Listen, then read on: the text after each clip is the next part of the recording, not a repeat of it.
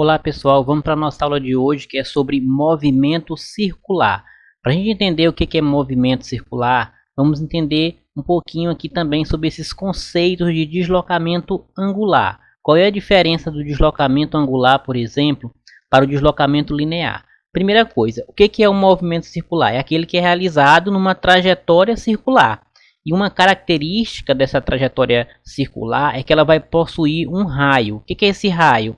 É a distância que eu vou ter da medida lá da borda até o centro dessa circunferência. Então, movimento circular vai ser aquele que vai ser realizado numa trajetória circular. E aí eu tenho um conceito muito importante que é o espaço angular. Quando a gente está se deslocando de um ponto A para um ponto B, a gente está fazendo ali um deslocamento linear. Então, quantos passos foi dados de A até chegar em B, é um deslocamento linear.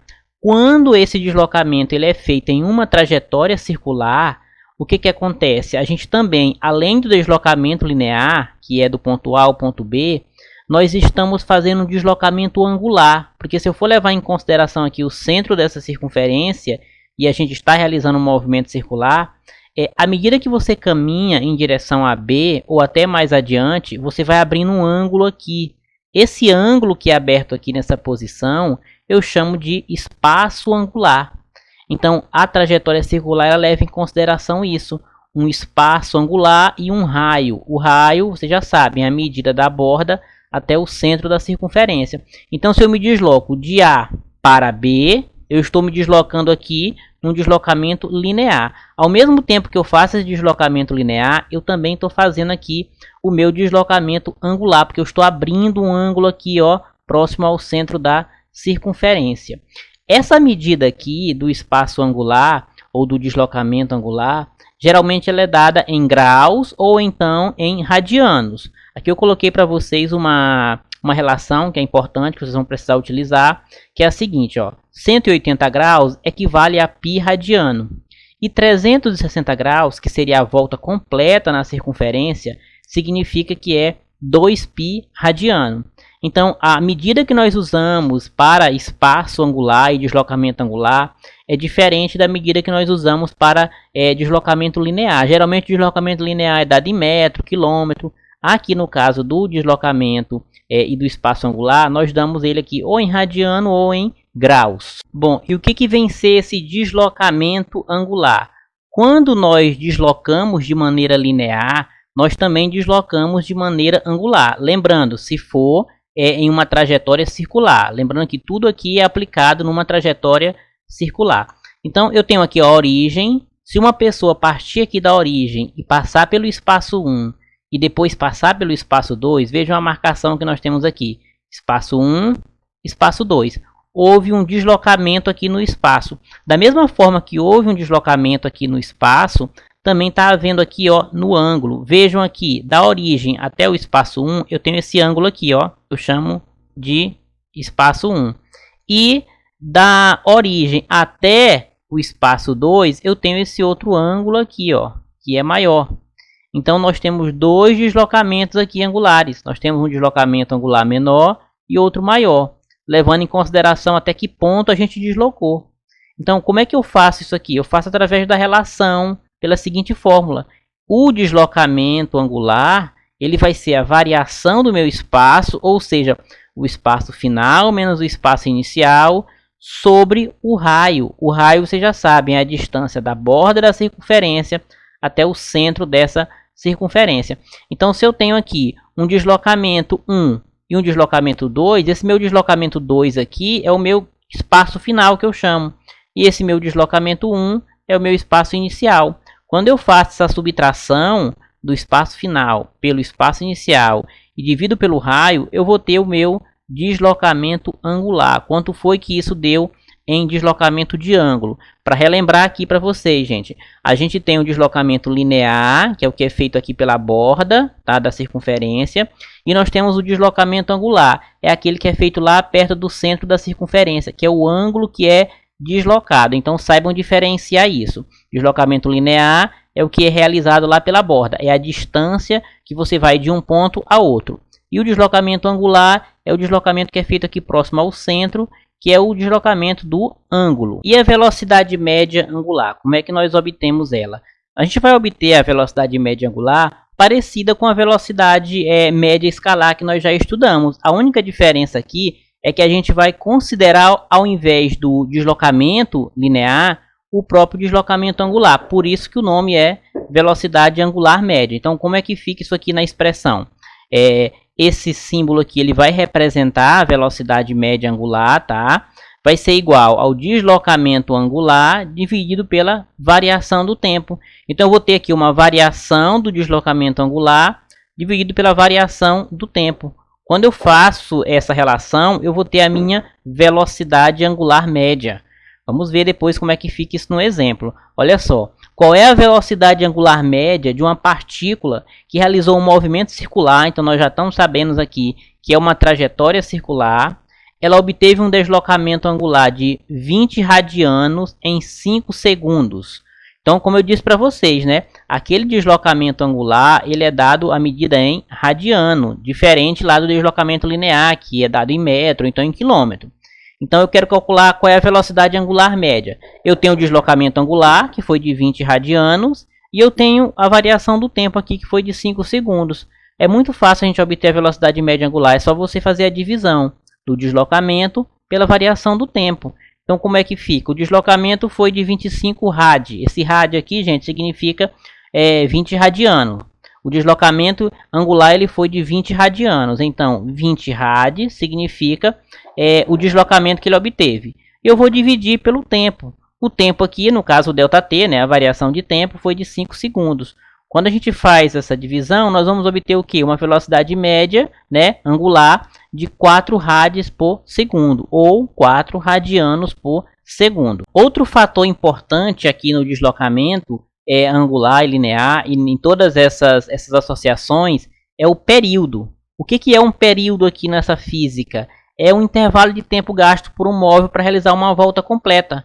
Então, como nós estamos falando de trajetórias circulares, o período é o tempo que qualquer móvel, qualquer partícula, ele vai gastar para dar uma volta completa nessa circunferência. No caso aqui dos ponteiros do relógio, esse período vai ser o tempo que o ponteiro, por exemplo, do segundo demora para dar uma volta completa aqui nessa circunferência. No caso do exemplo do relógio, né, o ponteiro do segundo ele vai demorar o quê? 60 segundos para dar uma volta completa aqui nessa circunferência do relógio. Então, pessoal, um outro fator importante é a frequência. O que é a frequência? A frequência é o número de voltas que um móvel vai dar para completar aquela circunferência em um determinado intervalo de tempo. Então, quantas voltas uma partícula ou um móvel vai dar, né, para completar lá a circunferência num determinado intervalo de tempo. Então, a gente faz essa relação de n, que é o número de voltas que aquela partícula vai dar, que aquele ponteiro do relógio vai dar, dividido pelo tempo. Ou seja, um ponteiro de um relógio deu 10 voltas em tanto tempo. Então, você, quando faz essa divisão do número de voltas pelo tempo que ele executou aquele movimento circular, nós vamos ter a frequência. E na física ela pode ser dada em Hertz, essa frequência, ou então em RPM, sendo que RPM é rotações por minuto. E aí, de vez em quando, vocês vão precisar fazer a conversão de uma unidade para outra, mas é bem simples. Por exemplo, se você tem uma frequência que ela está em Hertz e você quer em RPM, basta multiplicar por 60. E se você tem uma frequência que está em RPM e você quer em Hertz, basta dividir por 60. A gente consegue fazer essa conversão. Esses 60 aqui são os 60 segundos, tá bom? Então vamos continuar aqui. Ela pode ser dada pelo inverso do período. Então a gente pode obter a frequência dessa forma. A frequência vai ser 1 sobre o t. Esse t aqui é o tempo. Então esse t aqui também é do período. Então a gente pode obter a frequência de duas formas. Dividindo aqui o número de voltas pelo tempo, ou então fazendo essa relação. Frequência é igual a 1 sobre t. Esse t representa o tempo. E, como eu já falei para vocês, a unidade de frequência é o Hertz ou então o RPM, que ela vai indicar quantos ciclos deu por segundo. Então, o RPM também ele é muito utilizado, que é rotação por minuto. E a relação que a gente tem entre velocidade escalar e velocidade angular. Velocidade escalar você já sabe, nós já estudamos. Velocidade é igual a variação de espaço dividido por variação de tempo. E a velocidade angular, como é que ela é atribuída aqui nesse deslocamento angular? Ela vai ter uma relação ela vai ter uma relação porque ela, primeiro, essa velocidade está relacionada com o movimento circular. Então, só para movimentos que estão sendo feitos de maneira circular. E aí nós temos velocidade, no caso aqui esse V é a velocidade linear, vai ser igual a velocidade angular vezes o raio. Só que basicamente nós utilizamos a relação dessas fórmulas. Como assim? A relação com o período e a relação com a frequência. Como é que é a relação com o período? A relação com o período é isso aqui. Velocidade vai ser igual a 2π vezes o raio dividido por t. Esse t é o período. Então, velocidade é igual a 2π vezes o raio sobre t. Por que nós temos o raio aqui? Lembra? Nós estamos falando de movimento circular. E no movimento circular, vocês sabem, a gente tem a borda do círculo e temos a medida até o centro. Essa medida até o centro é o raio. Então, por isso que nessa fórmula aqui de velocidade, o raio aparece. E o π aparece aqui porque também nós estamos trabalhando com a questão de ângulos. E aí o ângulo aqui é dado em radianos ou então em graus. Então, isso aqui é a relação com o período. E a relação com a frequência? A relação com a frequência muda pouca coisa, porque nós só trocamos aqui o período e colocamos a frequência, o F aqui de frequência. Então, a velocidade aqui vai ser obtida fazendo 2π vezes o raio vezes a frequência. Enquanto que aqui, quando eu relaciono com o período, eu faço 2π vezes o raio e divido pelo período, tá bom?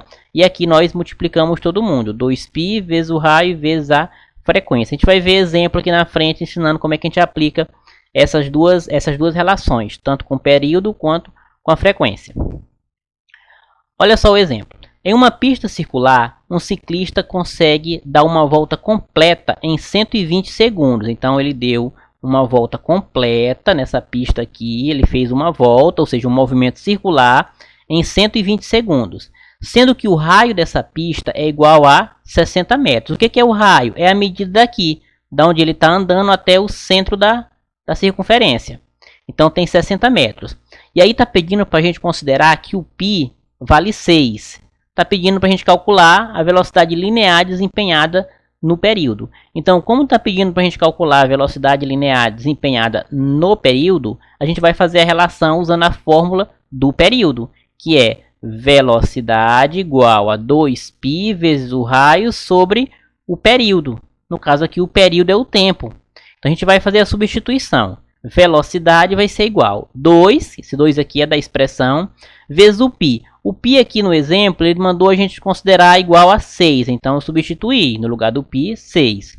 Vezes o raio. Qual é o raio? Qual é a distância da borda dessa pista até o centro? Foi dado aqui, ó, 60 metros. Então, a gente substitui 60 metros. E qual é o período? Qual é o tempo que foi realizado esse percurso, essa volta? Foi em 120 segundos. Então, a gente coloca aqui no lugar do t, 120 segundos. Agora é bem simples, gente. É só resolver aqui, ó, multiplicar aqui em cima e depois dividir por 120. Eu vou multiplicar 2 vezes 6 e depois vezes 60. E depois dividir por 120. 2 vezes 6 vezes 60 dá 720. E agora a gente faz a divisão. 720 por 120. Fazendo essa divisão vai dar uma velocidade de 6 metros por segundo. Então, a gente obteve aqui essa velocidade linear. Lembra, ela está sendo relacionada aqui com o período. E aí, como está sendo feito um movimento circular, lembrem-se, eu estou tendo aqui um deslocamento angular lá próximo ao centro dessa circunferência. Por isso que a gente relaciona aqui com o raio. Com um raio de 20 centímetros, uma serra circular ela gira com frequência de 150 RPM. Então, eu tenho aqui a frequência, RPM, rotação por minuto. Considerando que π é igual a 3, determine a velocidade da serra. Então, como é que eu vou saber qual é a relação que eu vou usar aqui? Como está citando aqui a frequência, é óbvio, a fórmula que eu vou usar aqui é que relaciona velocidade com frequência. Nós já conhecemos ela. Velocidade é igual a 2π vezes o raio vezes a frequência. Nós temos o raio é a medida aqui da borda da serra até o centro, é 20 centímetros. Nós temos a frequência, temos 150 RPM. E nós temos o π, que foi dado aqui, que é 3. Então esse valor de π ele pode variar. Ele pode ser, inclusive, os 3,14, que vocês já estão acostumados, ou pode ser dado algum valor aleatório para esse π. E aqui a gente quer saber a velocidade que essa serra está girando, que ela está realizando esse movimento circular. Então vamos organizar as informações. Primeiro, o raio está em centímetro, eu tenho que transformar para metro, tá bom? Então é só dividir por 100, porque 1 metro tem 100 centímetros. Fazendo a divisão, nós vamos ter 0,2 metros. Beleza. E a frequência? A frequência nós temos que transformar para hertz. Lembra que eu falei para vocês lá no início que de vez em quando a gente ia precisar transformar de RPM para hertz ou vice-versa? No caso aqui, nós temos que utilizar a frequência em hertz. Então, para eu transformar para hertz, eu vou dividir por 60. Eu vou dividir os 150 RPM por 60. Quando eu divido, eu vou obter 2,5 Hz, que é a frequência que nós vamos usar, tá bom? E agora é só substituir.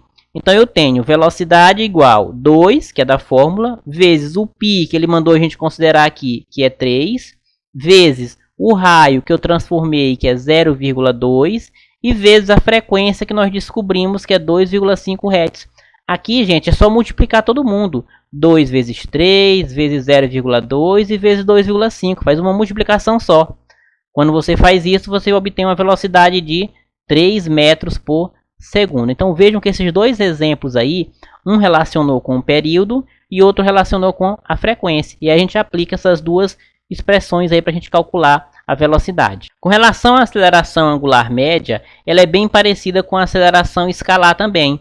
A diferença é que eu vou fazer aqui a variação da velocidade dividido pela variação do tempo.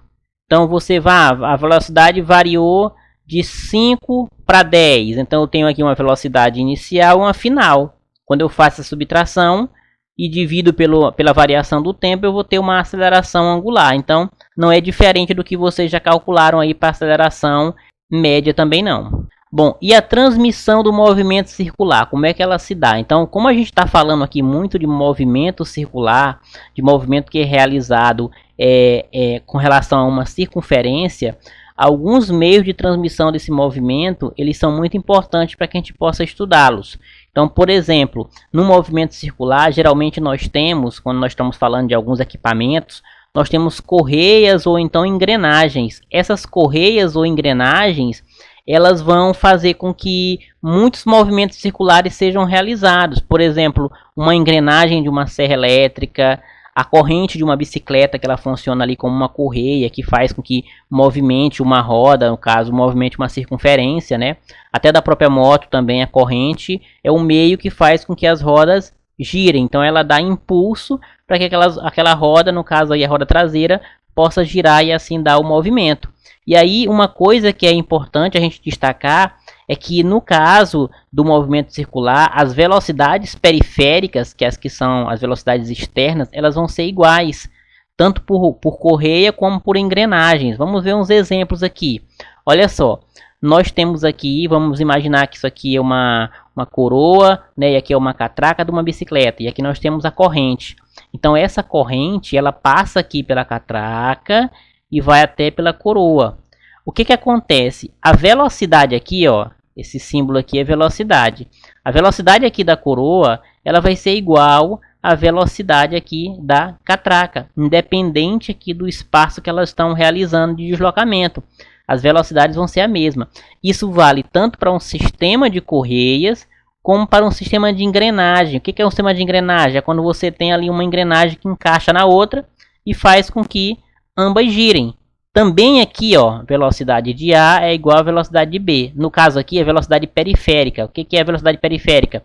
Aquela velocidade lá por fora, lá que passa lá na linha de saída da nossa circunferência. E, além disso, nós temos o movimento circular uniforme. Esse aqui só é para a gente exemplificar. O que vem ser esse movimento circular uniforme? É aquele movimento aonde aquelas velocidades elas vão ser iguais. Uma característica do movimento uniforme é isso. Velocidades iguais em tempos iguais. Então aqui nós vamos ter, olha só, essa velocidade, essa velocidade, essa velocidade, essa e essa são iguais. Quando isso ocorre, eu tenho velocidades iguais para o mesmo intervalo de tempo, eu vou ter um movimento circular uniforme. Onde é que eu observo isso? Geralmente em sistema de engrenagem, sistema de correia, você tem ali um movimento que ele é constante, ele é sempre parecido, ele é sempre da mesma maneira, então não altera. Então quando acontece isso, eu tenho um chamado de movimento circular uniforme, também chamado de MCU.